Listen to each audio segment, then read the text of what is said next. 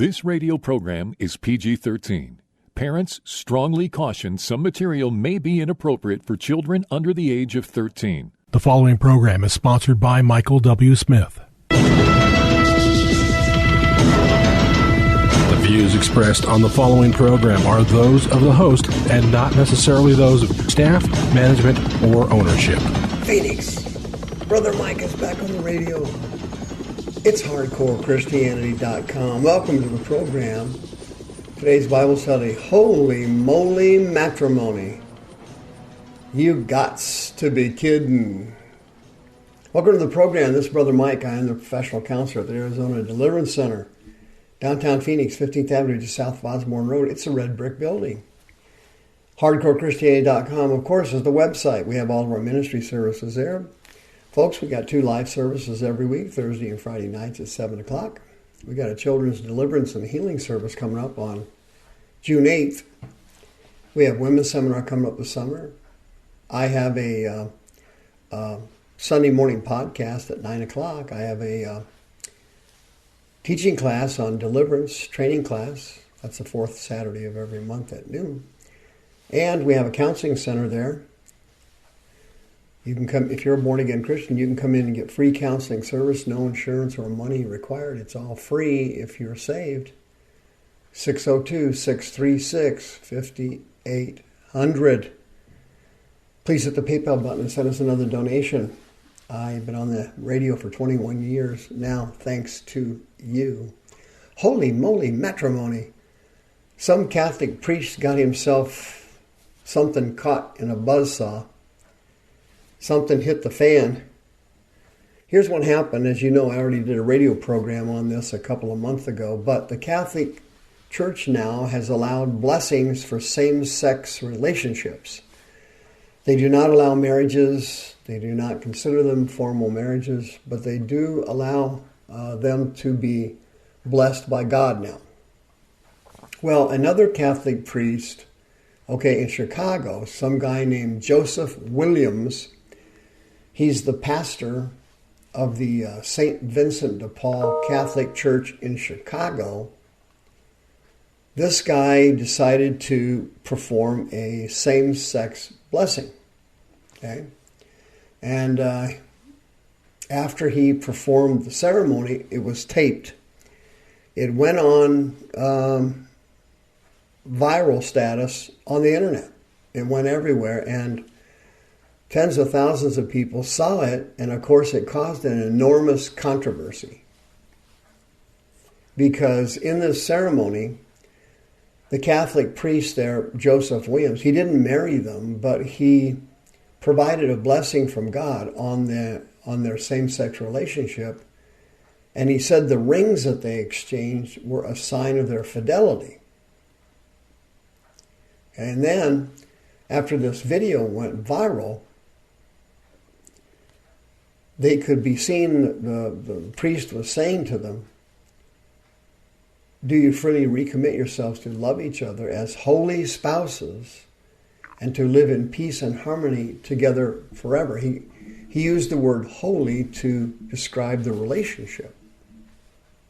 Both of the women in the video said, yes, we agree to that. Then Williams come up with a prayer calling on God to increase and consecrate the love which Kelly and Maya have one for another. Okay, that was the name of the 2 women having their relationship blessed. The rings that they exchanged, he said on the video, are a sign of their fidelity and commitment, and he expressed hope that they continue to prosper in the grace and blessing of God. Well, when the video came out, the priest saw it, and then he started panicking. And he backpedaled. He said, quote, the shape that the blessing took as portrayed in the video came about due to my attempt to provide for them a meaningful moment of God's grace. And he said, I wanted to do it well for them. A week or so after the fact, I viewed the video. I immediately realized that I'd made a very poor decision in the words and visuals captured on the video. And I'm deeply sorry for any confusion and or anger that this has caused, particularly for the people of God. Okay, I can do a whole radio show on that term, people of God, when some Catholic priest is saying it. But I'm not going to divest to there. But in addition to serving as pastor of St. Vincent de Paul, that Williams priest, he's also part of the Vincentians of the Congregation of the Missions Western Province. He's in that group. And that group leads dozens of parish missions every year. They operate a wide range of assistance programs for the materially poor.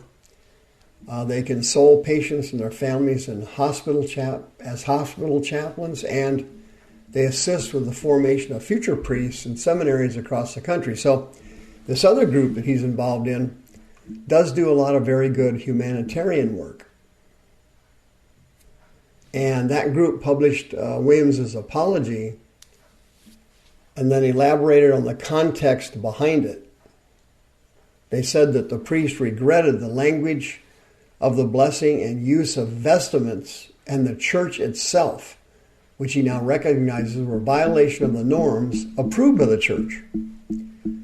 So while Pope Francis in December formally approved the blessings of couples in irregular situations, like same-sex couples, he specified such blessings do not equate to a wedding and should not employ the clothing and gestures that accompany a wedding. Okay, so what the Pope was basically saying, why don't you go out in the alley and do it, or go to a Walmart parking lot or someplace like that, or do it in somebody's private home.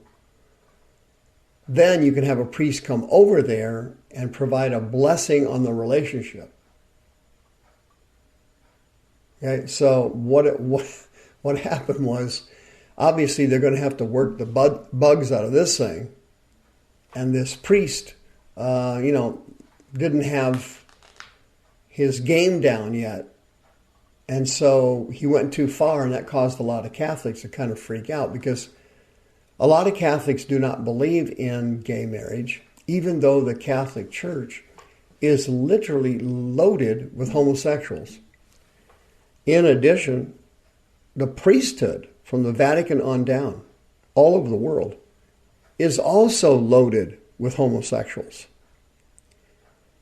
I don't believe Pope Francis is gay, but he knows so many of the priests and the cardinals are gay, and that they are supporters of gay marriage, even though the church technically cannot sponsor a gay marriage.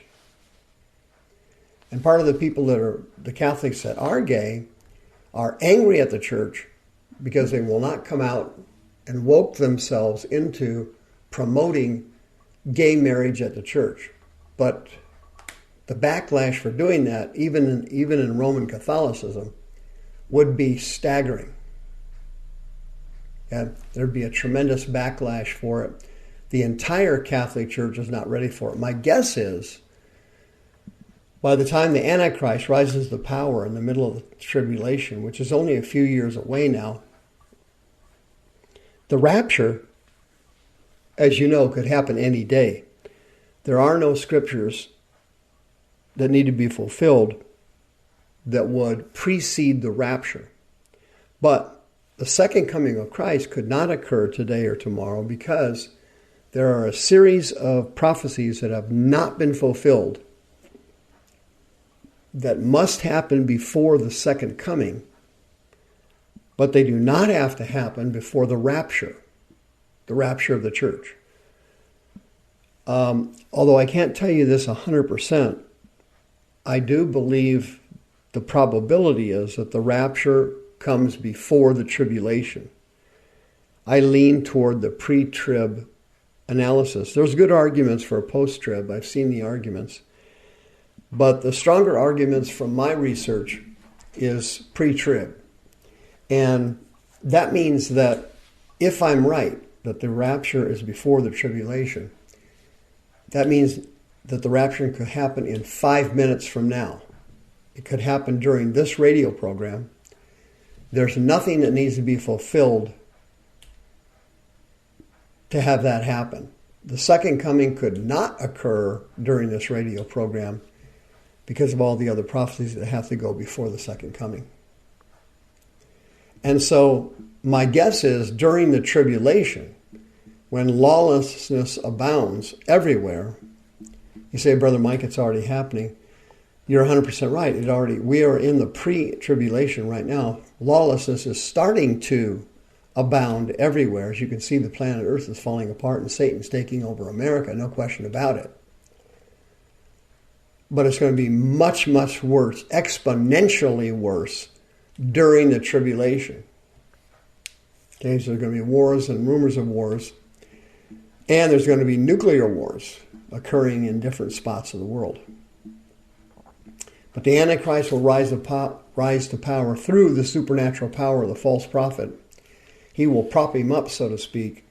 And Mystery Babylon will come to fruition during the tribulation, where all the major religions of the world join forces in unity. And so in order to do that, there's got to be major compromises made with Roman Catholicism, Islam, Hinduism, Buddhism, and so on, Christianity. Major concessions have to be made for the Antichrist and the false prophet to create Mystery Babylon.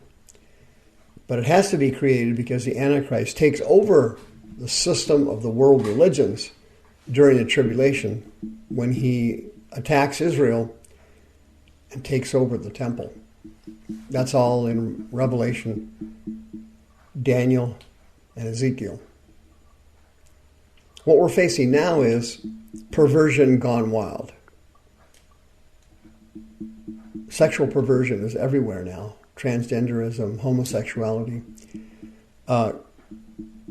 pedophilia is routine now, particularly in Hollywood. Everybody is living in wantonness and lasciviousness and lust. It's all over the place, all run by Satan, all coordinated by Satan. He's taking over the planet, and these fake marriages or blessings from the Catholic Church are just one more additive to it. It's just another spoke in the wheel that's spinning toward total destruction, the rise of the Antichrist, Armageddon, and the return of the Lord Jesus to set up the 1,000-year reign of peace. Everything is pointing toward that and is moving toward it. And the Catholics now are in full cooperation. See you next time.